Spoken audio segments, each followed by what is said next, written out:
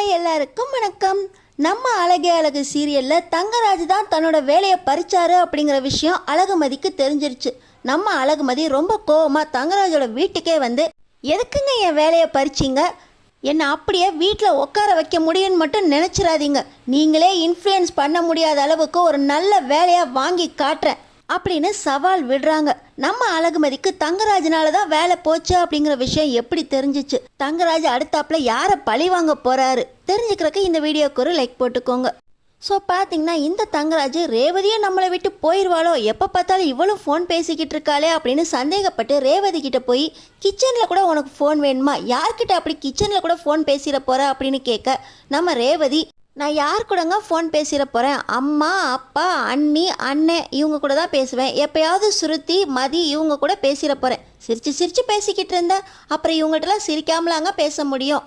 நான் இப்போ ஒரு விஷயம் கேள்விப்பட்டேன், அந்த மோகன் கடைக்காரன் இல்லை, அவன் பொண்டாட்டியை ஒழுங்காக பார்த்துக்காதலையாம், அதனால தான் அவன் பொண்டாட்டி ஓடி போயிட்டாலாம். 24 மணி நேரமும் பொண்டாட்டியை பார்த்துக்கிட்டேவா இருக்க முடியும், எங்களுக்கெல்லாம் வேறு வேலை வெட்டி இல்லை அப்படின்னு கேட்க, நீங்கள் சந்தோஷமாக என்னை பார்த்துக்கிறீங்க, எப்பவும் எனக்கு தேவையானது எது தேவையில்லாது எது அப்படின்னு பார்த்து பார்த்து செய்கிறீங்க, உங்களை மாதிரி இருக்க நல்ல புருஷன் எனக்கு கிடச்சிருக்காங்க, அப்புறம் நான் எதுக்குங்க இப்படிலாம் செய்ய போகிறேன் அப்படின்னு சொல்லி ரேவதி தங்கராஜை குழப்பி விட்டுறாங்க. தங்கராஜுக்கு ரேவதியை நம்பலாமா நம்ப வேண்டாமா அப்படின்னு நைட்டெல்லாம் ஒரே குழப்பமாக இருக்குது. இப்போ தங்கராஜ் நேராக ரேவதி கிட்ட நைட்டே போய், ரேவதி நீ ரொம்ப நல்ல பொண்டாட்டி, எனக்கு தெரியும், வீட்டிலே இருக்க, நீ வீட்டில் இருக்கிறதுனால தான் பிள்ளைங்களை பார்த்துக்க முடியுது, எனக்கு தேவையானதெல்லாம் செய்ய முடியுது, ஆனால் நீ ஃபோனில் பேசுகிறப்ப நான் கேட்டேன், மதி மாதிரி ஒரு பொண்ணு நம்ம வீட்டுக்கு தேவை தான், மதி மாதிரி ஆள் தான் சரியாக இருக்கும்னு சொன்னேன். அப்போ மதி மாதிரி மாறணும்னு மட்டும் நினைக்காத, மதி வேலைக்கு போனதுனால தான் உன் தம்பி சுரேஷையே கையை நீட்டி அடித்தா, மதிக்கு வேலைக்கு போகிற திமிரு, அவளுக்கு வேணுங்கிறத அவளே வாங்கிக்கலாங்கிற திமிரு, அந்த திமிரை அடக்குனாதான் உன் தம்பி சுரேஷுக்கு பொண்டாட்டியாக இருப்பா அப்படின்னு நானும் சுரேஷும் சேர்ந்து தான் மதியோட வேலையை கெடுக்கணும்னு நினச்சா போதுமா, நான் தான் மதி வேலை செய்கிற காலேஜுக்கு போய் காலேஜ் கரஸ்பாண்டன்ட் கிட்ட மதி வேலைக்கு போகிறது அவங்க வீட்டுக்கு ஒத்து வரல, அதனால் மதியோட வேலையை நீங்கள் நிறுத்திடுங்க அப்படின்னு சொன்னேன். ஆனாலும் கரஸ்பாண்டன்ட் மதி ரொம்ப ஹெல்ப்ஃபுல்லான பொண்ணு, இங்கே இருக்க எல்லாருக்குமே ரொம்ப உதவி செஞ்சுக்கிட்டு இருக்கா, அவன் மேலே எந்த பிளாக் மார்க்குமே இல்லை, அவளை இப்போ தான் பர்மனெண்ட் ஆகணும்னு நினச்சோன்னு கூட நல்ல அபிப்பிராயம்தான் கொடுத்தாரு. ஆனால் என்னோட ஒரு வார்த்தைக்காக அவர் மதியை வேலையிலேருந்து அன்னைக்கு மத்தியானமே நிறுத்திட்டார். உனக்கே தெரியுமே, மதி என் மேலே எந்த பிளாக் மார்க்குமே இல்லை, ஆனால் வேலையை விட்டு டெர்மினேட் பண்ணிட்டாங்க அப்படின்னு உன்கிட்ட கூட சொல்லியிருந்தா தானே அப்படின்னு தங்கராஜ் ரேவதி கிட்ட சொல்ல, அப்போது வீட்டில் இருக்கிற பொண்ணுங்க தான் புருஷனுக்கு அடங்கி இருப்பாங்கன்னு நினைக்கிறீங்களா? ஆமாம், உன்னை வச்சே இந்த விஷயம் தெரியுது, உன் மலரணி கூட வீட்டில் இருக்கிறதுனால தான் வீட்டில் எல்லா வேலையும் பார்த்துக்கிட்டு நல்ல மருமகன் பேர் வாங்கியிருக்கா, நீயும் வீட்டில் இருக்கிறதுனால தான் நல்ல மருமகா அப்படின்னு எங்கள் அம்மா கிட்ட பேர் வாங்கியிருக்க, நான் கூட உன்னை நல்ல பொண்டாட்டியாக தானே பார்த்துக்கிட்டு இருக்கேன், நான் உன்னை நல்லா பார்த்துக்கிட்டு இருக்கேன்னு நீயே சொன்னியே, அப்போ வீட்டில் இருக்கிறது தானே நல்லது, மதியம் இப்போ வீட்டில் தானே இருக்கா, இனிமே அவள் பாரு உன் தம்பிக்கு அடங்கி ஒடுங்கி இருப்பா, அவளுக்கு வேண்டியதெல்லாம் சுரேஷ்கிட்ட கேட்பா, 2 பேரும் சந்தோஷமாக வாழ ஆரம்பிச்சிருவாங்க.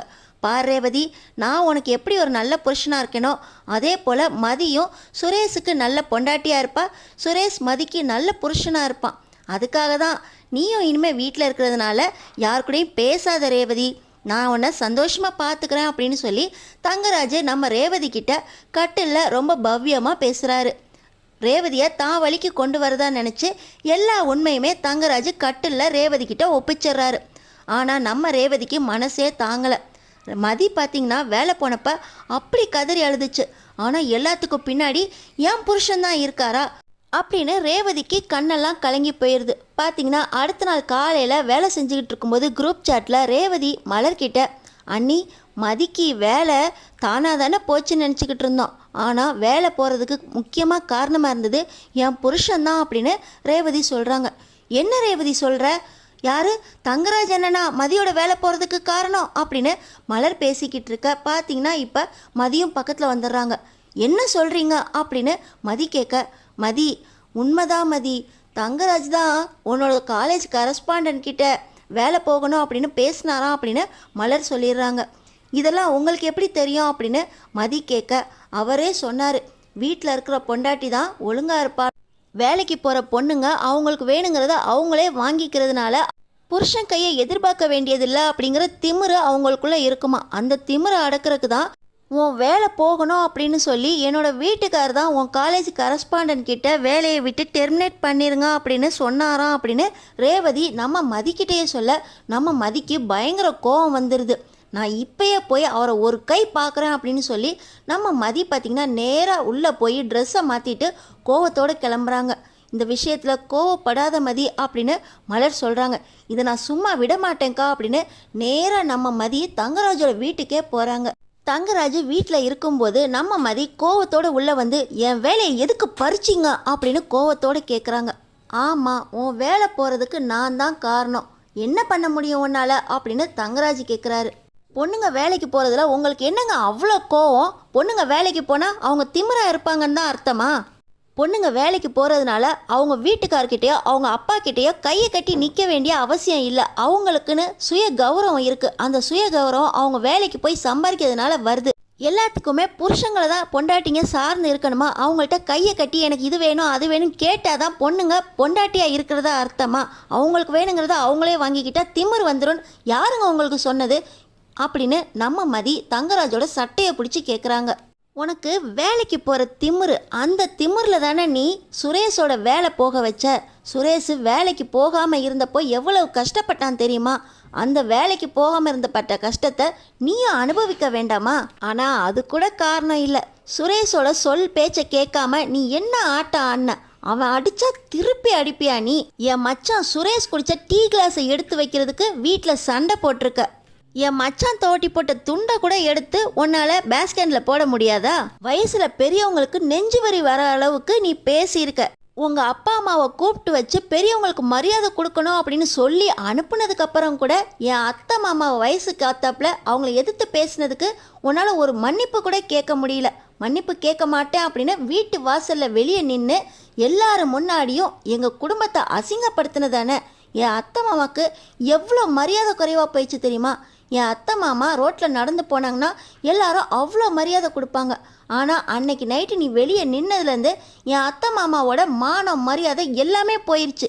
எல்லாத்துக்கும் காரணம் நீ அன்னைக்கு நைட்டு வெளியே உட்காந்து தர்ணா போராட்டம் பண்ணதான். அது மட்டுமா பண்ண? போலீஸ் ஸ்டேஷனுக்கு போய் என் மச்சான் மேலேயே நீ கம்ப்ளைண்ட் பண்ணுற. அதுவும் அவங்கிட்டேயே போய் அவங்க ஸ்டேஷனில் கம்ப்ளைண்ட் பண்ணுற. என் அத்தை மாமா இவங்க 2 பேரையும் ஸ்டேஷன் படி ஏறி இறங்க விட்டு இன்ஸ்பெக்டராலேயே திட்டு வாங்க வச்சில.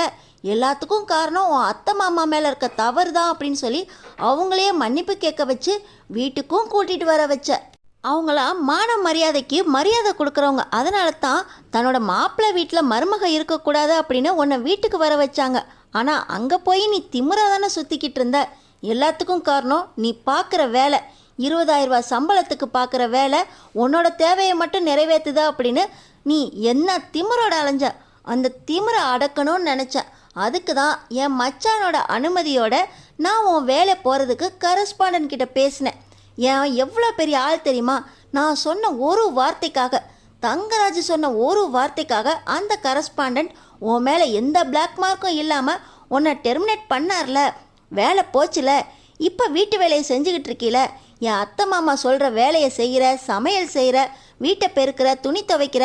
என் மச்சான் கூட சண்டை போடாமல் இருக்க. இப்போ புரியுதா? உன் வேலை இருந்ததுனால தான் என் மச்சான் கூட சண்டை போட்டுக்கிட்டு இருந்த. இப்போ வீட்டு வேலை செய்கிறீல, அமைதியாக கிடக்குறீல அப்படின்னு தங்கராஜ் பக்கம் பக்கமாக பேசுகிறாரு. ஓ, பொண்ணுங்க வீட்டில் இருந்தால் தான் எல்லாம் மறிப்பாங்களா? என்னை வீட்டில் உட்கார வச்சு நீங்கள் எல்லாம் செய்யணும்னு பார்க்குறீங்களா? நான் வீட்டிலே இப்படியே இருந்துருவேன்னு மட்டும் நினைக்காதீங்க. நான் வீட்டில் எல்லா வேலைக்கும் அப்ளை பண்ணிக்கிட்டு தான் இருக்கேன். எனக்கும் ஒரு வேலை கிடைக்கும். உங்களால் இன்ஃப்ளூயன்ஸ் பண்ண முடியாத அளவுக்கு, தங்கராஜாலேயே இன்ஃப்ளூயன்ஸ் பண்ண முடியாத அளவுக்கு இந்த அழகுமதி ஒரு வேலையை வாங்கி காட்டுறேன் அப்படின்னு சொல்லி நம்ம அழகுமதி தங்கராஜ்கிட்ட மூஞ்சிக்கு நேராக சவால் விடுறாங்க. ஆனால் நம்ம ரேவதிக்கு பின்னாடி இருந்து ரொம்ப பயம் வந்துடுது. நம்ம தானே மலரண்ணிக்கிட்ட சொன்னோம் மதியோட வேலை போகிறதுக்கு காரணம் என்னோட வீட்டுக்காரு அப்படின்னு. அப்போ இவருக்கு என் மேலே கோவம் வருமே அப்படின்னு அங்கே ரேவதி பின்னாடி இருந்து பயந்துக்கிட்டு இருக்காங்க. இன்னொரு பக்கம் பார்த்திங்கன்னா நம்ம மதி சவால் விட்டு கிளம்பி போனதுக்கப்புறம் தங்கராஜோட அம்மா காலங்காத்தால இவ வந்து உங்ககிட்ட இப்படி பேசிட்டு போறா, அவளுக்கு எப்படிடா தெரியும் உன்னால தான் அவளோட வேலை போச்சு அப்படின்னு தங்கராஜோட அம்மா தங்கராஜ் கிட்ட கேட்க இப்பதான் தங்கராஜுக்கு ஞாபகம் வருது. நைட்டு நம்ம தானே ரேவதி கிட்ட சொல்லிக்கிட்டு இருந்தோம், நம்ம சொல்லாம விஷயம் வெளியே போயிருக்காது. அப்ப இந்த விஷயம் ரேவதியால தான் மதிக்கு தெரிஞ்சிருக்கு. அது எப்படி ரேவதி நைட்டு நம்ம சொன்ன விஷயத்த காலையில் விடியறதுக்குள்ளே மதிக்கிட்ட சொல்லி மதி வந்து சண்டை போடுற அளவுக்கு வந்துச்சு? ஏய் ரேவதி, எல்லாத்துக்கும் காரணம் நீயா அப்படின்னு எல்லா கோவமும் தங்கராஜோட கோவம் முழுசும் ரேவதி பக்கம் திரும்புது. அது வந்து என்னங்க, நான் தான் மலரண்ணிக்கிட்ட சொன்னேன் அப்படின்னு ரேவதி ரொம்ப பயந்துக்கிட்டே சொல்ல, தெரியும்டி, உன் மூலமாக தான் அந்த மதிக்கு போயிருக்கோன்னு எனக்கு தெரியும். என்ன இருந்தாலும் அவளோட திமிரு இந்த தங்கராஜுக்கிட்ட செல்லுபடி ஆகாது அப்படின்னு ஓங்கி ரேவதியை ஒரு அற விட, நம்ம மதி சவால் விட்ட மாதிரி கண்டிப்பாக நம்ம மதிக்கு ஒரு வேலை கிடைக்க தான் போகுது. நம்ம ரேவதி தான் தங்கராஜுக்கிட்டேருந்து எப்படி தப்பிக்க போகிறாங்கன்னு தெரியல. நம்ம ரேவதி தங்கராஜை எப்போ எதிர்த்து நிற்க போகிறாங்க, அடுத்தடுத்து என்ன நடக்க போகுதுன்னு தெரிஞ்சுக்கிறதுக்கு நம்ம சேனலை சப்ஸ்கிரைப் பண்ணி தொடர்ந்து பாருங்கள்.